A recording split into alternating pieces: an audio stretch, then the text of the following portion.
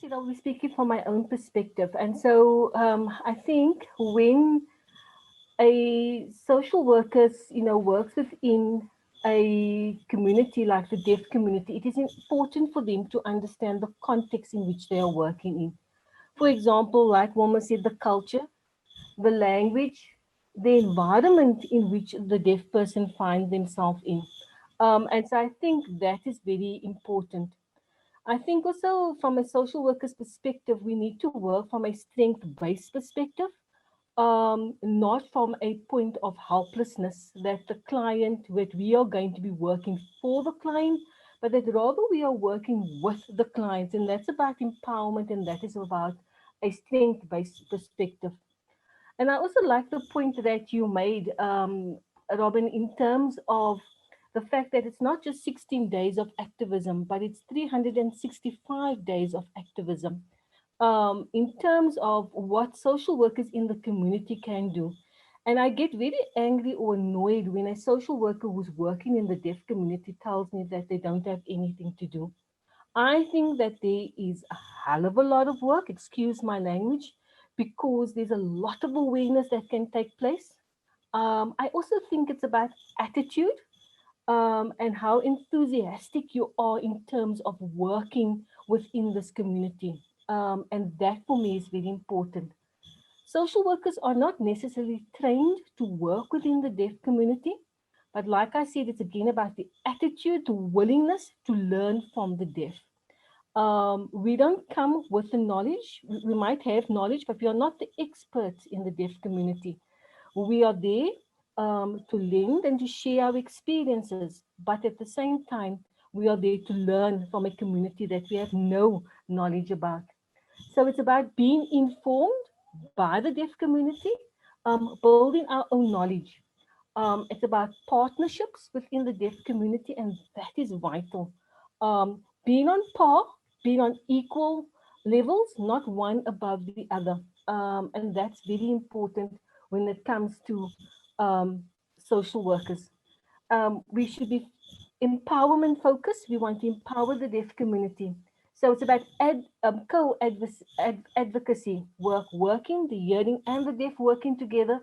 And it's about just collaborative working, especially when we want to work with schools with the deaf, if we want to work in the deaf community, and that's very important. So in terms of working with our client, the social worker basically is primarily responsible for the counseling of a client, all right? And the social auxiliary worker doesn't do counseling. Their role is basically to provide assistance to the social worker. And so, like Wilma said, I think, Wilma, I could stand corrected here. I think we trained about 20 or 30 social auxiliary workers who are deaf, and quite a few of them are placed already in employment places. So, like I said, the role of the social worker is basically to counsel the client. Um, and the social auxiliary worker's role is basically to provide assistance. And so when I say counseling, it is about counseling the victim or the survivor. It is how the deaf person terms themselves as a victim or as a survivor. You need to understand, and you need, as social workers, we need to explain what are the terminologies, the words that we are using. What is victim? What is a survivor? And then it is the deaf person who will then label themselves or say to themselves that they are either the survivor or they are the victim. All right. So you don't give the name, but this, they will say and they will determine who they are. Also, when we talk about gender-based violence, it's easy to throw out words as social workers because we are so familiar with these words or terminology. But we must never take it for granted that the deaf person understands what is gender-based violence. All right. So we need to understand, break down those words, make those words very visual. I believe in being very visual with the deaf. Um, Religion does not play any role in terms of me giving information across. If it needs to be visual, if I need to really show things that's happening, I do that. For example, STIs. Those are visual things that deaf people understand, and we need to feel be comfortable, especially social workers. And we come from different cultures, we come from different backgrounds, but we need to be comfortable when we provide this information, especially words. And so, my thing is, don't throw out words and having the assumption that deaf people understand what are certain words. So it's about going to the basics, going right to the bottom, and empowering deaf people with information. And so, like I said, social workers do counseling. It's not just for the victim or the survivor, as they will call themselves, but it is also for the perpetrator. And so, the perpetrator is the person who is doing the abuse. And so, you could ask me, but why must we counsel the perpetrator? All right. So, it is important that we need to break the cycle of violence and abuse. And that's why we need to include the perpetrator in counseling. Why did he do it? Because often the perpetrator was a victim when he or she was a younger person. All right. We also need to do training and awareness so that we don't that we can avoid younger people becoming perpetrators later on in life. Okay, so it's important for us to understand why do perpetrators abuse? Why are they so violent? Why do we need to understand that? So that we can then present or then provide intervention or programs and responses um, to victims and people who are caught up in gender-based violence. As social workers, we are obligated, we have ethical obligations in terms of reporting any type of abuse. And so the one thing I always grapple with is when there's an abuse that's happening, do we remove the child if the child's abused? Do we remove the wife or mother that is being abused? Or do we remove the perpetrator? Why must a child or a mother be removed from a safe home? Why don't they remove the perpetrator? But that obviously is an issue and a debate that goes on and on and on. Okay. The next thing is about we have a legal obligation in terms of respecting people's rights and their right and choices and their right to privacy. So all this information that we get, it is private and confidential.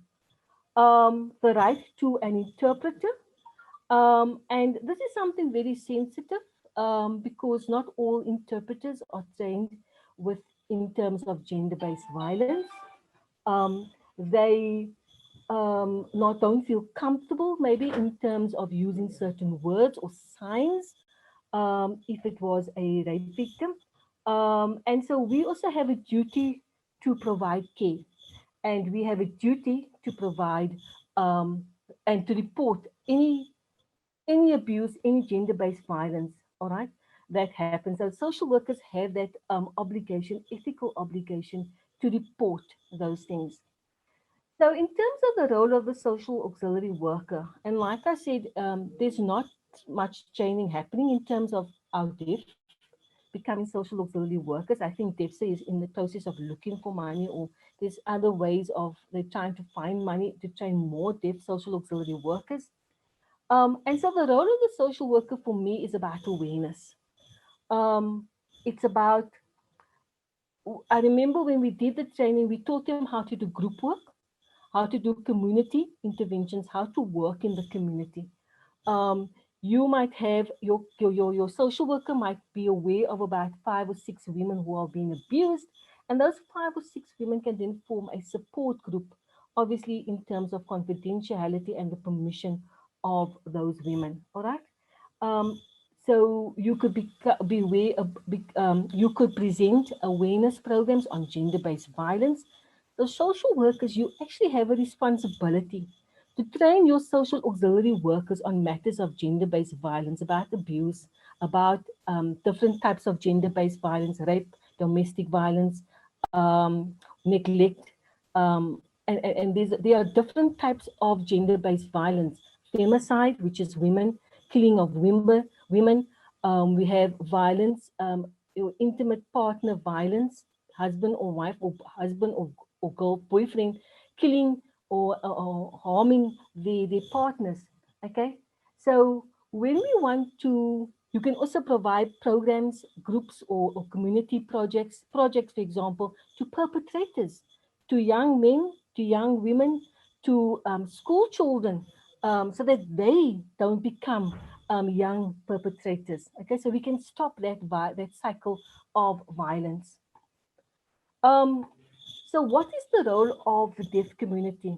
I believe that we give you information, and it is not up to the hearing to defend you. It is not for them to provide you with all the information. You, as a deaf community, you are empowered. For example, we've been having these webinars for 3 nights. You have information now, and you have the right um, to go and become advocacies, to advocate for deaf people. You have to take this information that you hear now, and you need to share it with the deaf community. You have that responsibility. Don't wait on, and I've heard about the teachers, don't wait on the teachers to do for the deaf community. You do for the deaf community. It's about time that you stand up and you teach the teachers what needs to be done. Stand up, take your rightful place, and do that training, and show them that we as a deaf community can provide the information to our children as well as to our women out there. I just want to share with you, especially as social workers, what we need to look at in terms of what an abuser might be doing to somebody to their victim. So, for example, and I'm going to maybe just give a picture or give a storyline in terms of, let's take it for example, there is a deaf woman that is being abused by her hearing husband. And so, what he could easily do to harm her is to isolate her. Okay, um, to isolate her, refusing to look at her when she is signing. So that is abuse. Or the abuser knows how to sign, but he refuses to sign or to use sign language. And that is isolation, that is abuse. The next one is about male and hearing privileges, where they use the deafness as an excuse, or to prove a point. They will always say, look, I'm right. I'm the hearing person. I know better than you because I know more than you. So they use deafness as an abuse tactic. Okay. Or the hearing person will communicate on behalf of the deaf person, especially in terms of when it is about reporting to the police. Okay.